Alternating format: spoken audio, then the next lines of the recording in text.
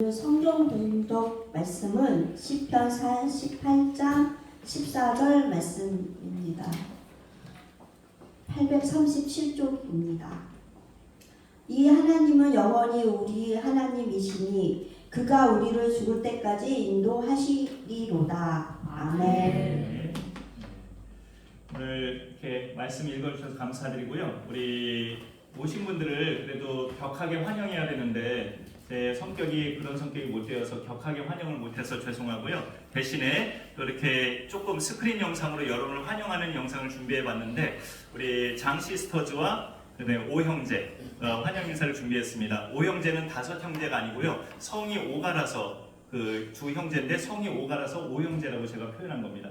근데 이 오 형제 거가 이렇게 코덱이 연결이 안 되는지 음성은 나오는데 영상이 안 나서 좀 아쉬운데 어쨌든 그렇게 해보도록 하겠습니다. 우리 장 시스터즈의 인사말과 장 시스터즈가 지금 해당자분들이 한 분은 저쪽에 가시고 또 한 분 해당자는 오늘 못 오셨나봐요. 어쨌든 그렇게 우리가 한번 보도록 하겠습니다. 영선이가 잘 모르나 보다. 그리고 나서 이 찬양을 같이 부를게요. 네, 거기. 저기 불을 약간 앞에 꺼주셔야 이렇게 많이 볼 수 있어요. 지금부터는 불을 꺼주셔도 될 것 같아요. 앞에는 계속 또 말씀도 스크린이라 오늘은 이렇게 불을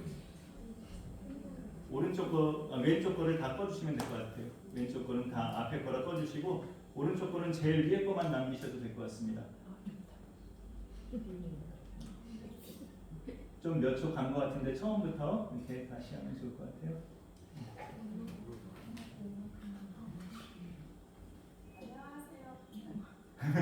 소리로만 무성하게 들립니다. 그거를 이제 익숙한 분이 이렇게 쭉 당겨 보세요. 이렇게.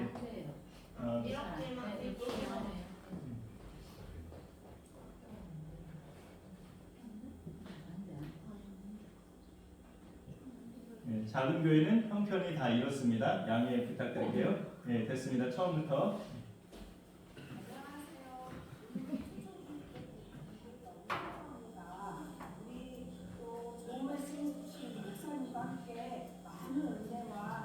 하나님께 오로지 그 영광을 돌렸으면 감사하겠습니다. 다음에 또 만나길 원합니다. 사랑합니다. 오형제 거는 목소리만 됐죠? 그 코덱이 연결이 안 된다고 그래서 음성이라도 띄울 수 있을까요?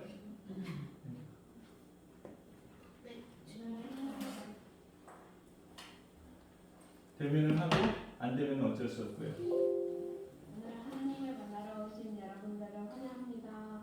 권영희 목소리고요. 안목교에서 같이 즐거운 시간을 보내요. 감사합니다. 네, 건강의 목소리입니다. 우리 장 시스터즈와 오형제가 여러분의 환영 인사를 보냈습니다. 감사드립니다. 네, 대표로 보냈고요. 우리 모두가 또 찬양하면서 여러분을 축복하면 좋겠는데 인도받은 대상을 향해서 가능한 이렇게 손을 뻗어주시면서 저는 일어서라는 말은 안 합니다. 불편해하실까봐 우리 축복합니다. 이 찬양인데 같이 한번 우리 힘차게 한번 불러보겠습니다. 예.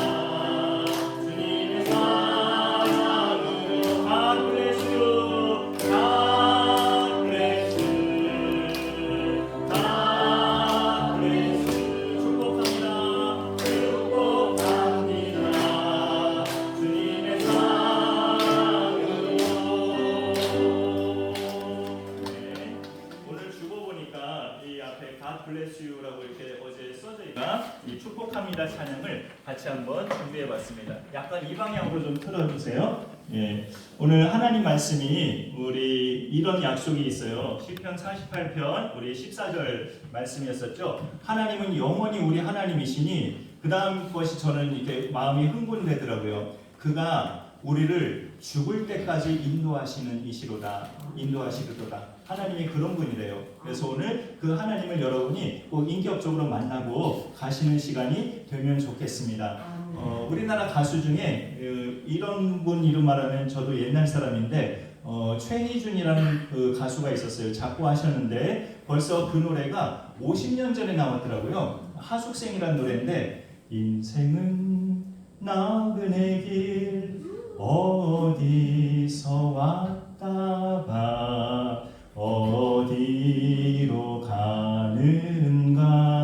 아주 어렸을 적에 들어봤는데 나중에 이승환이 리메이크해서 또 불렀었죠. 근데 그 가요가 목회자 되고 성경을 읽어보니까 굉장히 성경 속에서 물어볼 만한 질문을 가사에 담았더라고요. 그렇게 대중가요인데도 우리 여기 말씀해 보면 계속 이제 넘길 때 되면 넘겨주세요. 그 다음에 이제 넘겨보세요. 죽을 때까지 인도하시는 하나님. 여기 질문해 보면은 나는 누구인가? 나는 어디서 왔는가? 나는 왜 존재하는가? 나는 어디로 가는가? 제일 마지막 질문이 나는 어떻게 살아야 하는가? 여러분도 어렸을 적에 기억 안 나실지 모르겠는데 태어나서 말문이 트이고 말을 배우게 되면 반드시 자기 엄마한테 물어보는 게 있어요. 반드시 어떤 아이든 엄마 나는 어떻게 태어났어? 이걸 반드시 묻게 돼 있어요. 이게 5가지 질문을 우리가 일평생 살면서 함축하고 있는 질문들이에요. 근데 여러분 중에 이런 생각을 하실 분도 계실 수 있어요. 살기 바쁜데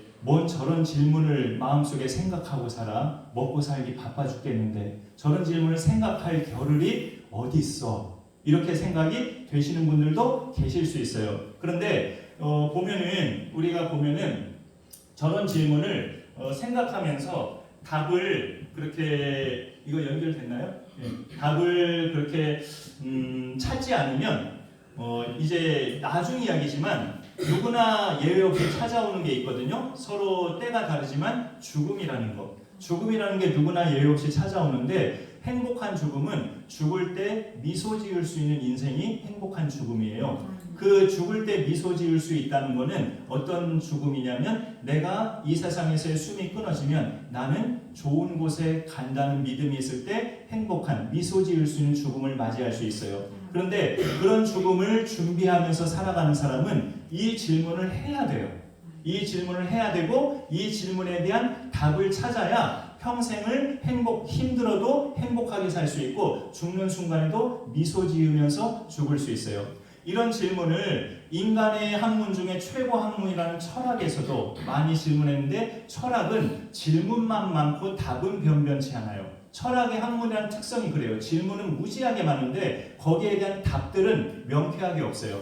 그리고 실용학문이라고 하는 과학은 이렇게 스마트폰도 있고 AI까지 탄생시켰지만 이런 인간의 근본적인 질문에는 답을 못 해줘요. 과학도. 그리고 우리 인간의 이성, 이 머리, 이 인간의 이성도 우리가 다른 피조물보다 동물들보다 똑똑한 게 사람 같지만 그래서 많은 것들을 만들어낸 존재가 사람이기도 하지만 사람의 머리도요 똑똑한 것 같지만 늘 미련하고 늘 후회를 많이 해요.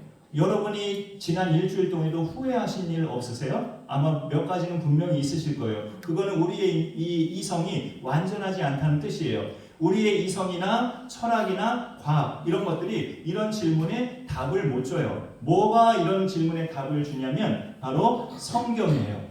이 성경이 바로 이런 모든 질문에 답을 줍니다. 성경은 그 첫 번째가 뭐라고 말할 수 있냐면 하나님의 말씀이 바로 성경입니다. 신약 빼고 구약만 해도 구약 성경만 해도 하나님이 이르시되 라는 말이 3,800번 이상 있어요. 그거는 그 자체로 이 성경이 하나님의 말씀이라는 뜻이지 누가 억지로 지겹게 3,800번 넘게 하나님이 이르시되 사기치면서 여기다 기록할 그런 정신병자가 어디 있어요.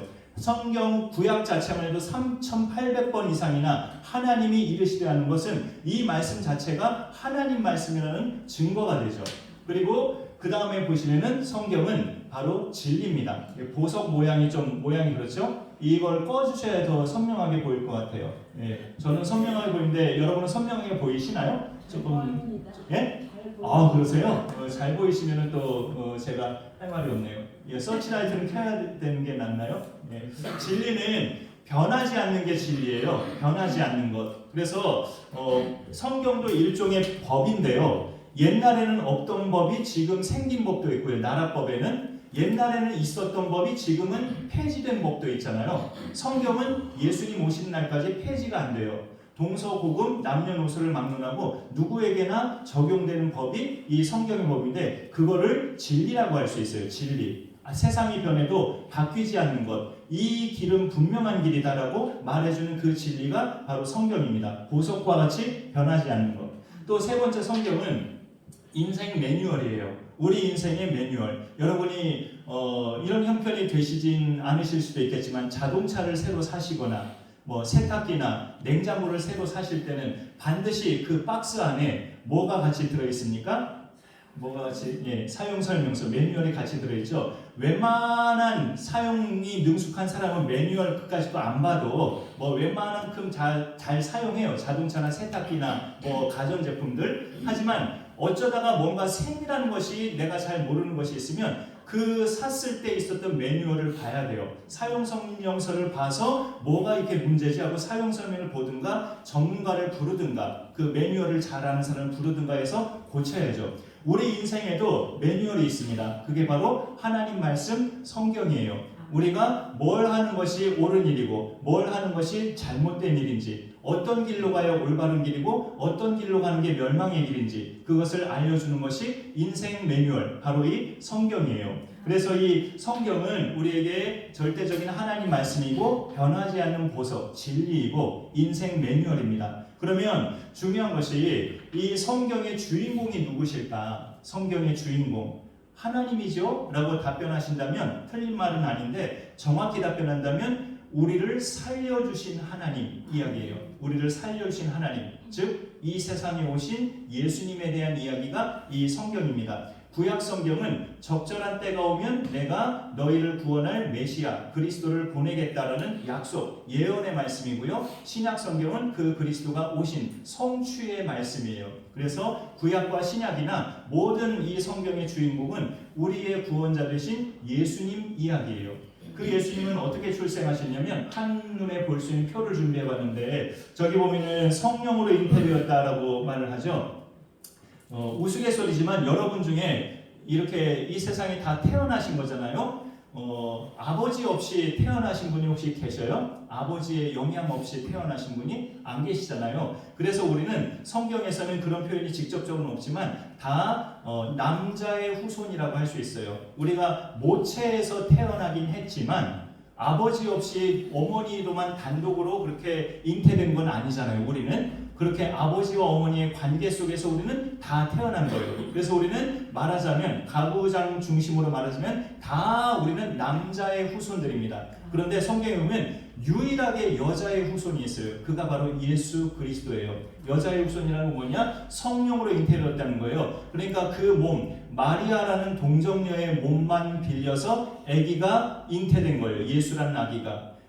이 부분에 있어서 이거를 믿으면 예수님을 믿는 사람이고 말도 안 되는 무슨 씨나라 까먹는 소리냐 하면 예수를 안 믿는 거예요. 여기에서 못 넘어가고 하면 절대 예수 못 믿어요. 100번 1000번 교회를 나와도. 이 성령으로 예수가 잉태되었다. 남자의 영향 전혀 없이 내정자가 있죠. 남편이 요셉이라는 남편 내정자가 약혼자가 있었지만 약혼자와 별개로 마리아의 몸에는 예수가 성령으로 잉태된 거예요. 성령의 능력으로. 이것이 믿어지면 예수님 믿는 첫 단추가 시작된 거고 이게 안 믿어지면 믿어질 때까지 믿고 있는 가족들이나 지인들이 그를 위해서 기도해 주는 수밖에 없어요. 그래서 성령으로 잉태된 예수님이고 그렇게 화려한 곳이 아닌 떡집 초라한 베들레헴에서 태어난 것, 이것도 다 구약 성경에서 예언되었던 이야기죠. 그 다음에 30세에서 33세까지 이 땅에서 공생애 하나님 나라의 일을 하시면서 회개하라 천국이 가까이 왔느냐 하면서 다들 하나님께로 돌아오도록 열심히 3년 동안 병든 자 병 고치시고 때로는 죽은 자도 살리시고 또 구원을 확인시켜 주시고 죄인들을 구원시키신 하나님 나라의 일을 예수님이 하셨는데 그거를 공생애라고 해요. 사사로운 생활을 30세까지 아버지 도와서 목수 일을 하시다가 예수님이 30세부터 십자가에 달리신 33세 때까지 3년 한 반 정도 예수님은 공생애를 하셨습니다. 많은 사람들에게 하나님의 나라 복음을 전하시면서 그들이 멸망하지 않고 하나님께로 돌아올 수 있도록 공생애를 하셨어요. 그리고 가룟 유다가 은 30에 예수님을 팔아서 예수님이 십자가에 달려 죽임을 당하셨는데 아까 이 성령으로 잉태된 것을 동정녀 탄생이라고 다른 말로 할 수 있어요. 이 성령으로 잉태된 동정녀 탄생과 그 다음에 죽은 자 가운데서 부활하셨다는 이 사실을 믿는 게 예수님을 믿는 겁니다. 이 사실이 인간의 상식으로는 이야기가 안 되는 소리예요. 말이 안 되는 소리입니다. 여자의 몸으로만 아기가 생성됐다? 말이 안 되는 소리예요. 그 다음에 죽은 자 가운데서 사흘째 되는 날 아침에 다시 살아나셨다. 이것도 말이 안 되는 소리죠. 상식적으로는. 그런데 하나님의 능력과 성령의 능력으로 그렇게 되었음을 성경은 말씀하고 있거든요. 그거를 믿는 것이 예수님을 믿는 거예요. 그 다음에 이제 지금은 승천하셔서 다시 오실 날만 이제 이루어지지 않은 거예요. 다 이루어졌는데 언젠가 다시 오실. 근데 이제 그 날짜를 정하는 집단은 이단이죠. 옛날에 다미선교회가 1992년 10월 28일인가 그렇게 정했다가 다들 잠적했잖아요. 그날 예수님이 안 오셔가지고. 그렇게 다시 오실 날짜를 안다, 이날에 오신다라는 무조건 이단이기 때문에 그런 데는 절대 다니지 마시기 바랍니다. 그거는 아버지만 아시고 나도 모른다고 예수님이 말씀하셨어요. 언제일지 모르지만 반드시 다시 오실 날만 남겨두고 계시는데 중요한 것은 그날이 오기까지 우리를 위해서 날마다 기도하고 계셔요. 날마다. 어떤 기도를 할까요? 우리가 세상에서 믿음 생활 잘할 수 있도록, 우리가 방황하지 않도록, 우리의 삶이 불행해지지 않도록, 우리가 하나님 잘 만나서 모두가 다 행복한 인생으로 이 세상에서도 살다가 모두가 천국 가는 그런 백성들이 될 수 있도록, 그것을 위해서 예수님은 날마다 기도하고 계신다는 거죠. 이 예수님이 바로 이 성경의 주인공인데, 그러면 이 예수님을 내가 만나게 되면 나는 어떤 사람이 되는가? 그 다음을 한번 보실까요? 이 예수님을 만나면 나는 어떤 사람이 되는가? 예수님 짜리가 됩니다. 이걸 질문해 드리면 아마 손을 못 드실 것 같은데 여러분 입으신 옷 중에 제일 비싼 옷 입으신 분? 좀 애매하죠, 질문이. 이거는 제가 입은 양복은 원래 제대로 된 가격으로는 50 몇만 원짜리인데 파크랜드에서 떨이 하는 걸로 사서 13만 원에 샀어요. 50 몇만 원짜리인데 가격 택에는 한 50 몇만 원으로 써 있더라고요. 이 양복이 2주 전에 샀는데 13만 원에 샀어요. 파크랜드 가서. 근데 너무 멀어서 다시는 안 가고 싶어요. 경기도 여주인데 편도로만 3시간 걸렸어요. 지지난주에. 다시는 안 가야지라고 이렇게 생각했는데, 여러분의 입은 옷이 비싸더라도 중요한 거는 여러분 자체가 비싼 인생이 되어야 되거든요. 싸구려 인생 되면 안 되죠. 비싼 인생 되는 것이 예수님을 만난 인생이 비싼 인생이 되는 거예요. 그러면 고귀한 인생, 가치 있는 인생이라는 뜻이죠. 왜? 예수님이 자기의 피값으로 우리를 사셨기 때문에 그래요. 피값, 십자가에서 흘리신 그 피값은 바로 우리의 죄 대신 예수님이 하나님의 벌을 받으신 사건이거든요. 그 사건을 믿는 사람은, 예수님이 나를 위해서 그렇게 해주셨다는 것을 믿는 사람은 예수님의 피값으로 예수님이 산 사람이 되는 거예요. 그러면 나는 얼마짜리냐? 예수님짜리가 되는 거죠. 가끔 이제 유명 야구 선수들 연봉이 100억이다, 150억이다 이런 어마어마한 금액을 말하지만 나는 그것과는 비교 안 되는 예수님짜리라는 것을 우리가 늘 기억하시면 좋겠습니다. 예수님을 만난 인생은 두 번째는 여기 보면은 그 다음에 넘기시며 나는 소유의 사람이 아니라 존재의 사람이다. 얼마나 많이 가졌느냐가 소유의 사람이죠. 이 그림에 보면 저 사람 빌딩도 가졌고 집 한 채도 가지고 자동차도 굴리고 이렇게 많은 것을 가진 사람이죠. 저 여러분 보시기에 그 왼편에 있는 사람 보면은, 하지만 이 오른편에 하트 속에 있는 사람을 보면은 예수님과 함께 거하는, 예수님과 관계가 있는 사람이죠. 내가 누구하고 중요한 대상하고 관계가 있는 것이 더 중요하지 얼마나 많이 가졌느냐는 사실 그렇게 중요하진 않아요. 내가 왕의 자손이면 그 왕의 자손이면 모든 걸 이미 다 가진 거잖아요. 그러니까 그 관계가 중요하지 내가 얼마나 가졌느냐는 별로 사실 중요한 것은 아닙니다. 그 다음에 내가 예수님을 또 만나게 되면 세 번째 어떤 인생이 되느냐. 그 다음에 하나 더 있는데 넘겨보실까요? 예. 이거는 그 나중에 그 내용인 것 같네요. 관계의 사람 그 다시 한번 보실래요? 앞에 거. 예. 나는 하나님을 아는 사람이 아니라 하나님과 관계에 있는 사람이다. 하나님을 아는 사람이 뭐냐면 나는 하나님을 아는데 하나님은 나를 모른다는 뜻이에요.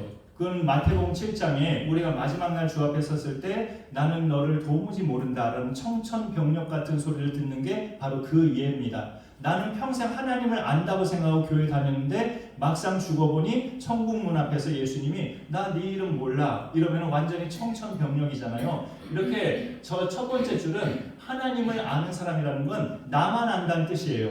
여러분 우리가 유명 TV에 나오는 유명 연예인이나 스포츠 선수 그리고 대통령 우리는 그들을 알잖아요. 근데 그들은 나를 모르죠. 만난 적이 없으니까. 그거는 한쪽만 아는 거예요. 한쪽만. 관계는 뭐냐? 두 대상이 다 서로 아는 거예요. 나도 하나님을 알지만 하나님도 나를 아는 그런 관계가 되는 거예요.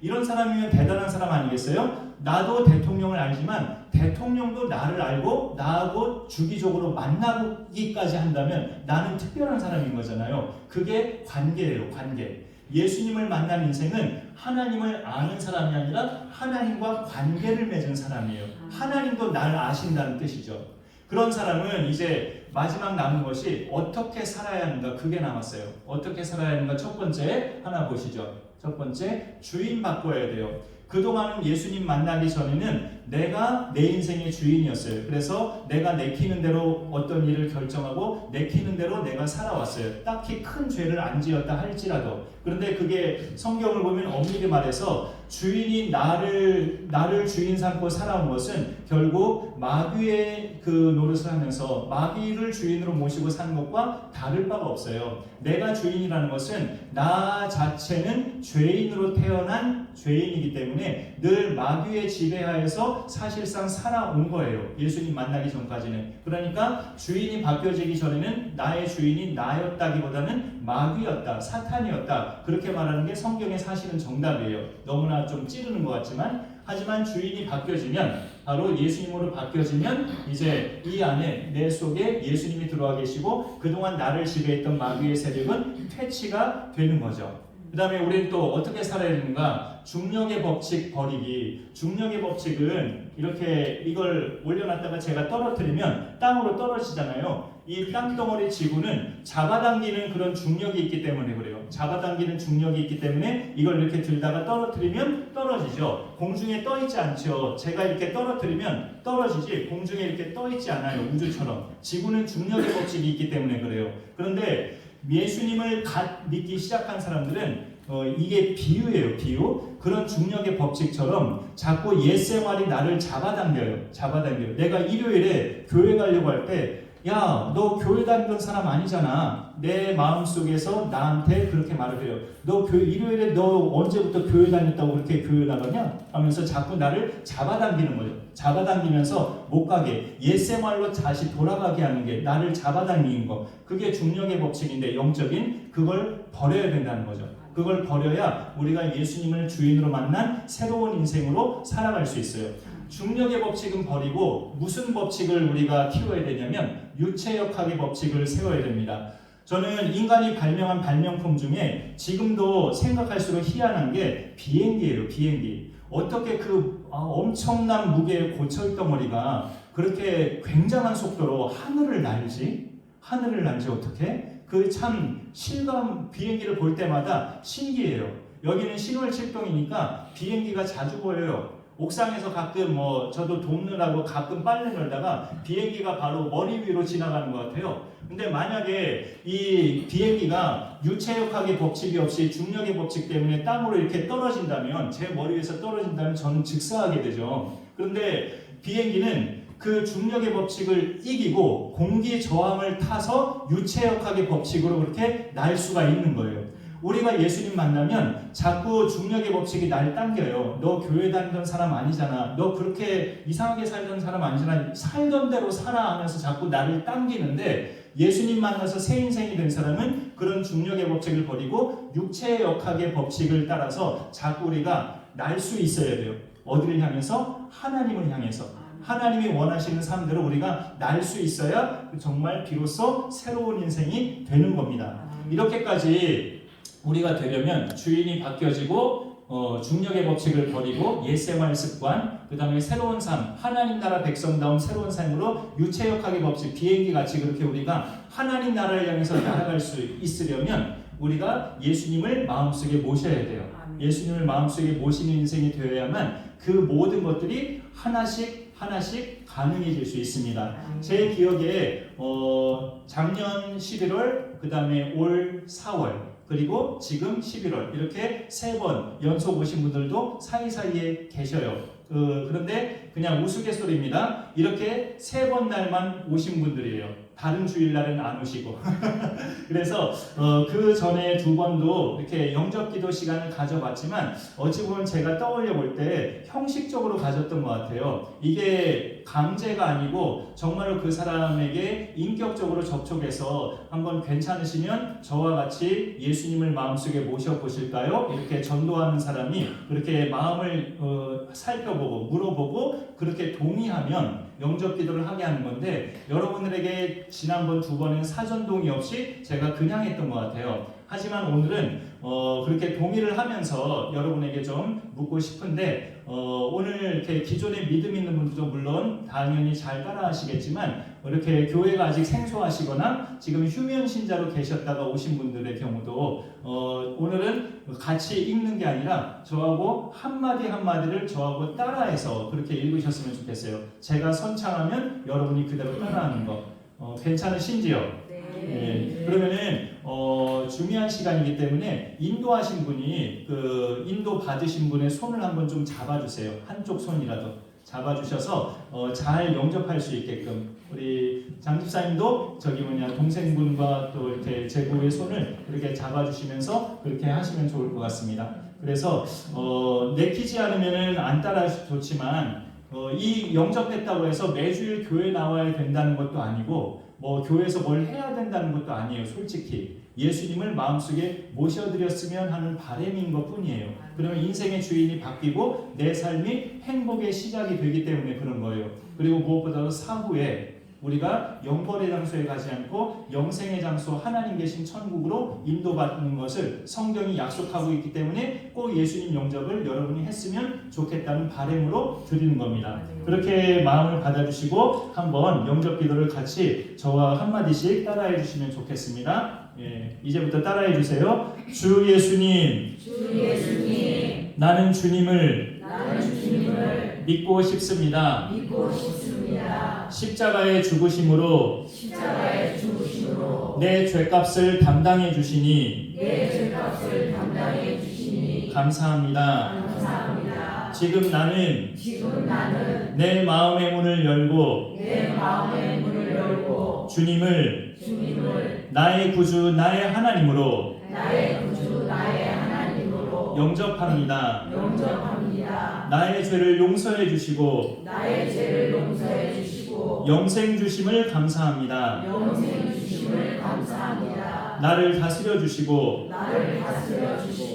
나를 주님이 원하는 사람으로 만들어 주옵소서. 예수님 이름으로 기도합니다.